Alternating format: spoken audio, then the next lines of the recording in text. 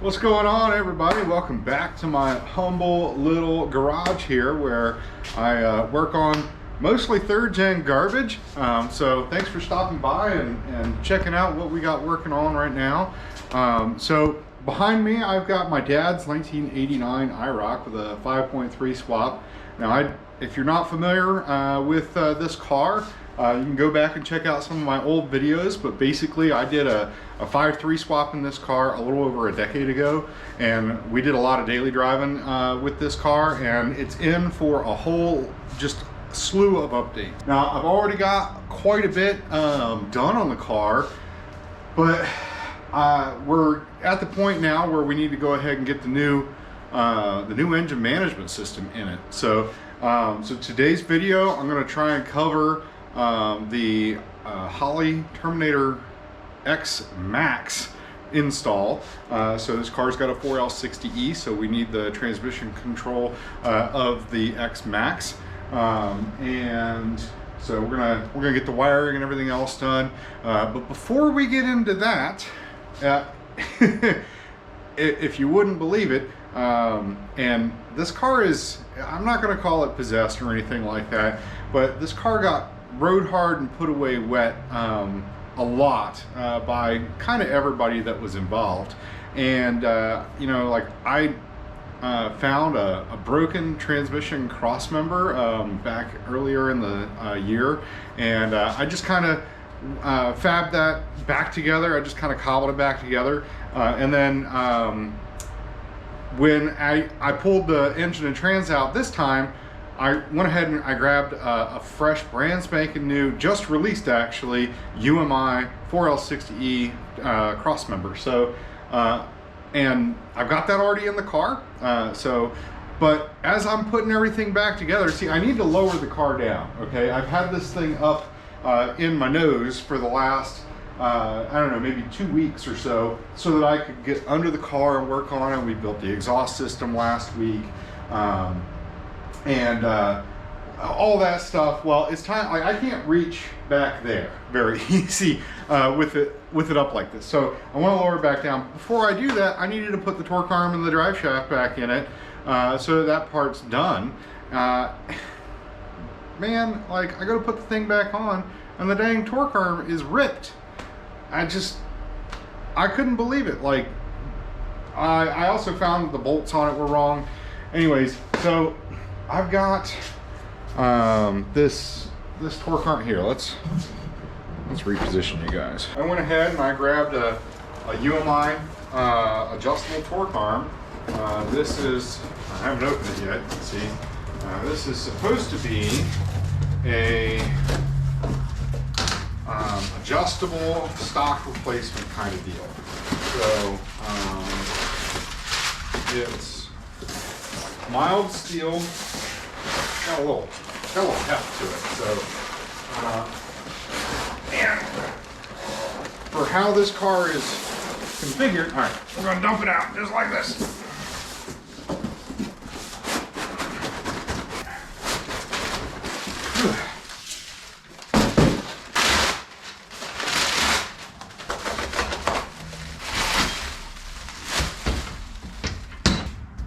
It also comes with a polyurethane torque arm bushing, which is great because the torque arm bushing that's on the car is complete junk. So, again, that whole rode hard, put away wet thing. And I'm not blaming anyone. Like, this is a family car. Like, I know who drove it, and I know who put it together, and I know all of us rode this thing way harder than it probably should have been. Anyway, so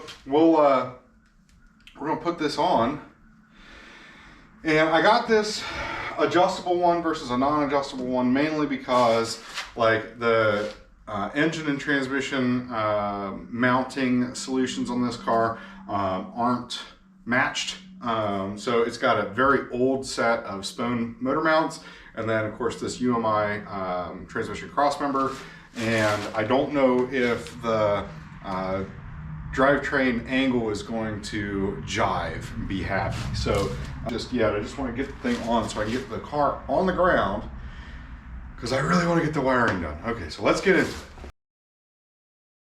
Back under the car, I get the torque arm out and drop the tail shaft of the trans down so that I can get the torque arm mount bushing off the tail shaft housing. The factory bushing is held in with rivets and is a two-piece bushing with either half being attached to the two parts of the clamshell. These rivets need to be cut and the clamshell needs to be clearanced a bit for the new polyurethane bushing. The bandsaw and the belt grinder make quick work of this. If you're a serious fab DIYer, I highly recommend grabbing a setup like this. They're not crazy expensive. I use them nearly every day. Before putting the mount back in the car, I cleaned it up a bit with a wire wheel. Time to do final assembly, and I start to really fight with the torque arm. I then realize the new torque arm is hitting one of the bolts for the bushing mount. So back down everything comes, and I take the bolt over to the lathe to clearance the head. It's dumb things like this that really take the wind out of a project. Makes it take twice as long as you think it should, but it's finally done. That was way more work than I wanted it to be, but it's on. All right, well, what took me probably 2 minutes on video took me about 2.5 hours to get that torque arm in, and I gotta be honest, I'm angry about it. So, but it is what it is, you know. Like sometimes stuff just doesn't fit like you want it to. Anyways, now let's get into the meat of the potatoes of what we want to get done today. Finally, now that we're 2.5 hours into what I have time to work on. So, anyways, show you guys kind of what we're working with, but. All right, can you see? All right, cool.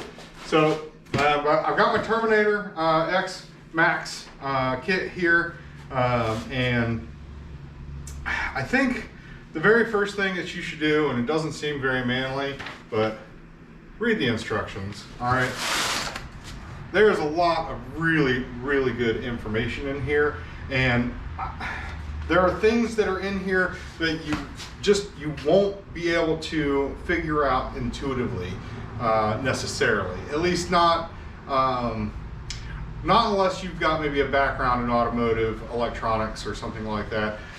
In which case, you know, kudos to you. All right, so that's not me. So anytime I do one of these, I typically will start with reading the manual and getting familiar with everything. So in the Terminator X Max box, you get a sub harness for the transmission. This will plug into on the passenger side, and then this is the VSS that'll go on the driver's side.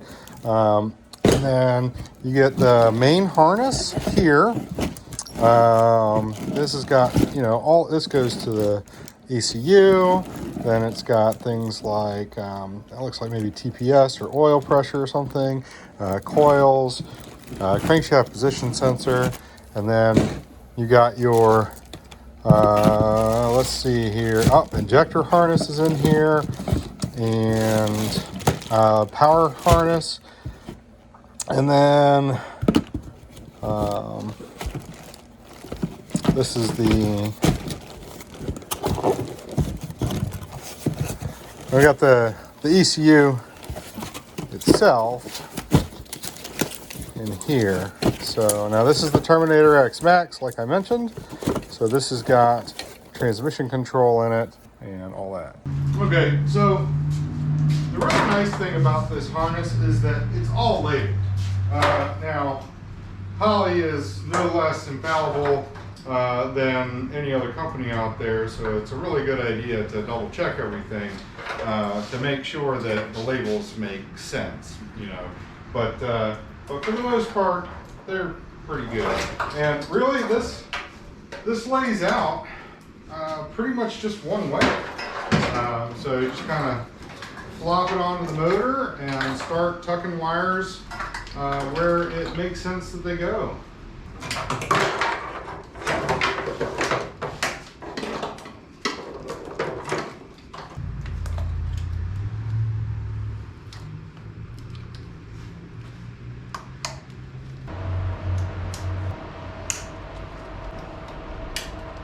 All right, so there is a wire on both sides of the harness that are labeled connect to cylinder head only, and they've got a little eyelet on it. These are the grounds for the coils. It's very important that you have a good solid ground. So I actually shortened up a couple bolts so that I could get it all the way in the cylinder head and make absolute sure that these are tight, clean and tight. So one of the goals here is to take this harness for the Holley EFI and get it ready down here to the stock bulkhead. And you can see I've already got another harness here. This is for the transmission. I put that on actually a couple of days ago because of the in and out of the trans. I just wanted to go ahead and get it in there because once it's up there, you can't get to the harness. You have to drop the trans, the back of the trans down to get into it. So anyways, let's see if this will reach too, because this one does, which is really good. It goes to the factory ECU location inside.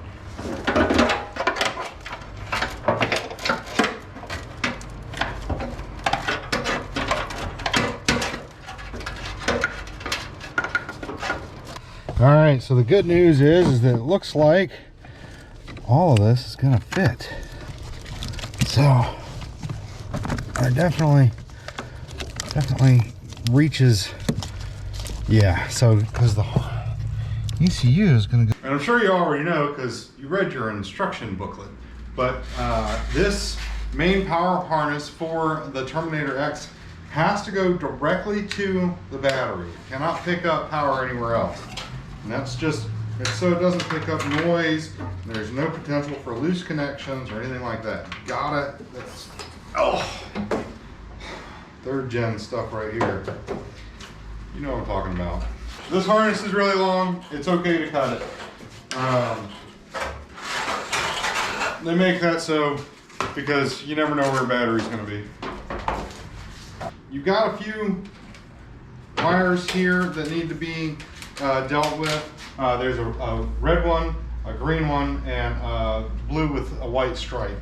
The red one is a power wire. It needs to go to the battery. This wire is for the fuel pump and also for the injectors. So this has got a fuse that protects it going into the ECU, and this is what gives that those circuits their power. Okay, so green is for fuel pump trigger. So this goes to your fuel pump relay. So and then the blue and white are that's a tachometer signal wire. So that'll go to your gauges. So then also there is this I/O connector right here, which you can't really see that. But this has a couple of different things in it for what I'm doing.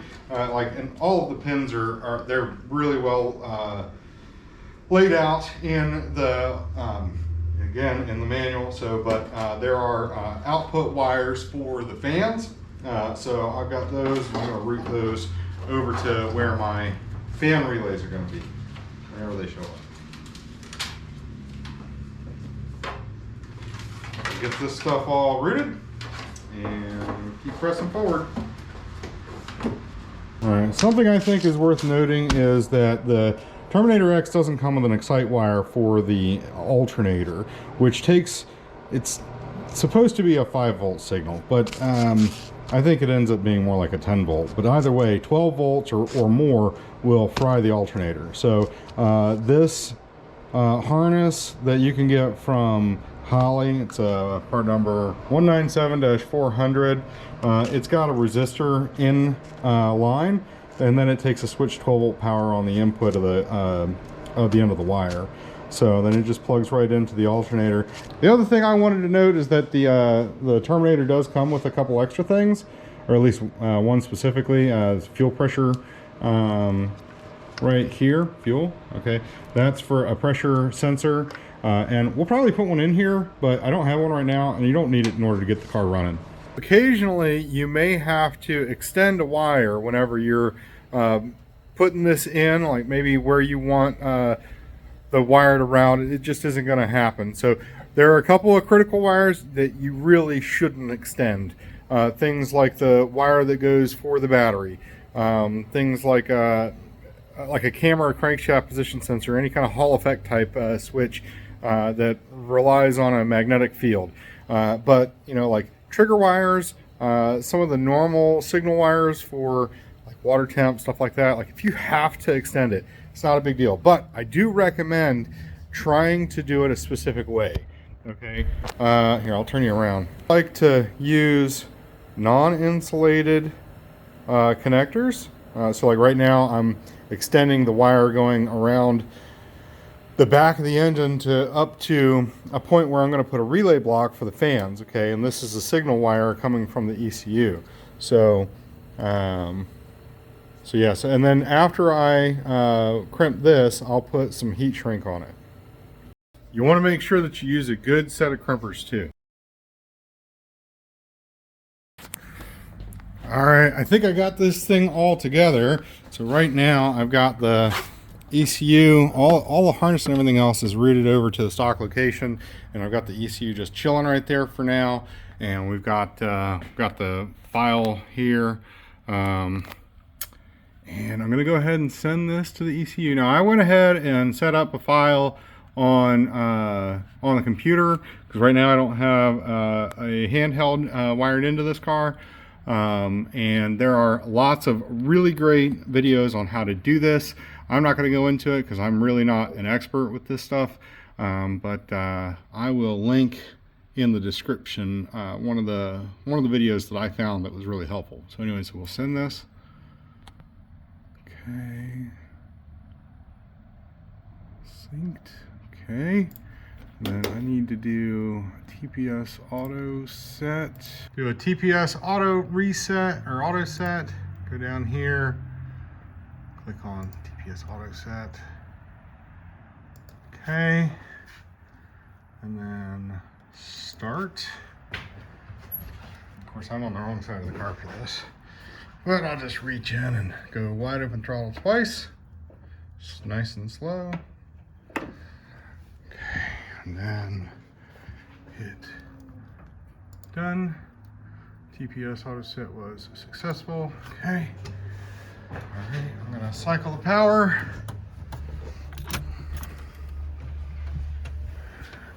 Actually, let's get on the other side of the car. Okay, I think I'm ready.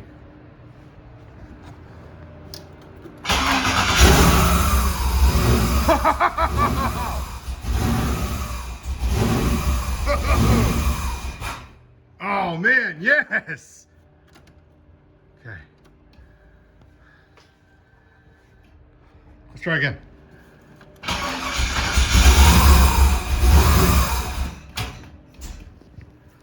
Okay. All right. Make sure we got oil pressure.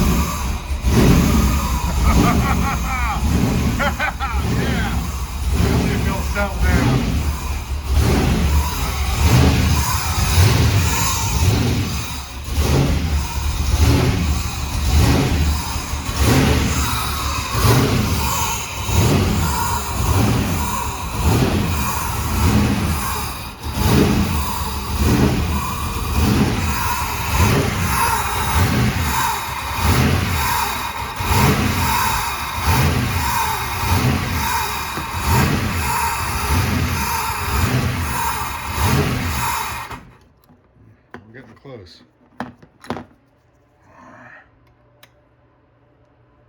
Give her a little air. See if I can't get that going, and then we can reset some stuff.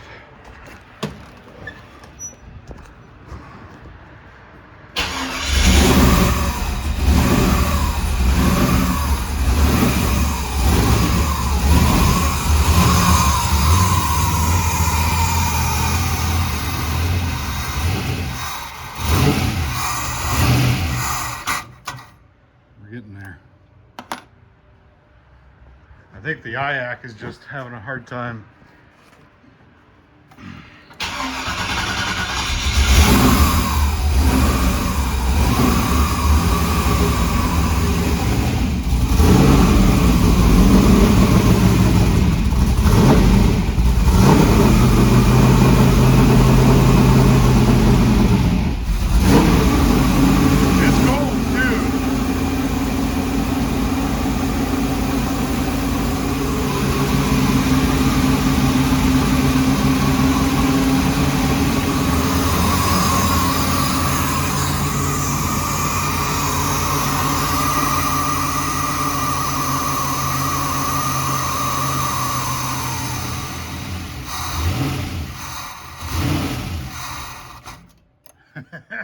We've got oil pressure. Seems like things are mostly working. I gotta go through this and really look at what's going on. It's cold. It's like, I don't know, it's 50 degrees in the shop, I think. It's colder than that outside. Yeah, I mean, you can see my breath. So it's really good though. So far, Terminator X Max install is at least semi-successful. So this thing's got to learn a bunch, of course, and I'm sure I don't have everything exactly right, because I am not an expert Holly tuner by any stretch of the imagination. But yeah, so this is super awesome. All right, well, great news. The engine is running again. I gotta be honest, there's some stuff in the tune that I just don't know how to deal with, so I'm gonna ask some questions to some people, and then we'll come back. I don't have any coolant in it, so I really don't want to run it for long anyways, but what I can see is that it's got halfway decent oil pressure, like upper 30s, low 40s at idle, which is perfectly fine. And then but yeah, I mean, I've got a couple more things to wire into. I've got to get the relays in for the fans, and then I'm gonna figure out how we're gonna mount the ECU and all of those things. So but anyways, thanks so much for coming by, guys. I hope you're enjoying this series. I'm really excited about getting this car to a point where it can go back on the road, and we can start driving it, maybe take it to the racetrack, and really getting the bugs ironed out. So anyways, we'll see you later. Just kidding. I came out here, I slept last night. I swapped the LS1 intake back on. Actually, it's a different one, because the reason that we swapped this in the first place was the one that we had was cracked. But I put a different one on it. I just threw the old injectors in. I put the injector data in. I've got a tune from a friend that has kind of a similar combination. So I threw that in there and just like threw my injector data in, and check it out.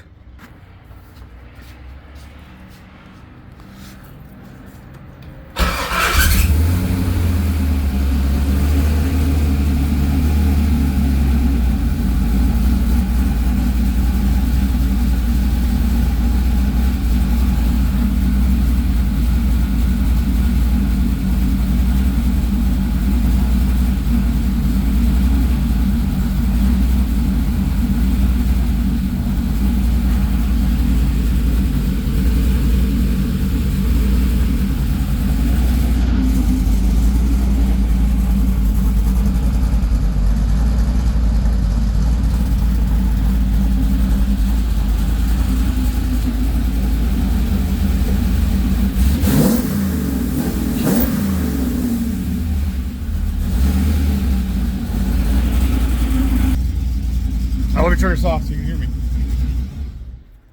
Guys, I can't even tell you how exciting that is for me to get this thing rolling like this. So I've got a lot of little details to deal with on this, and I'm gonna deal with some of that. And when you come back, I'm hoping that we'll be taking this thing for a rip. So thanks for stopping by, guys. We'll see you next time.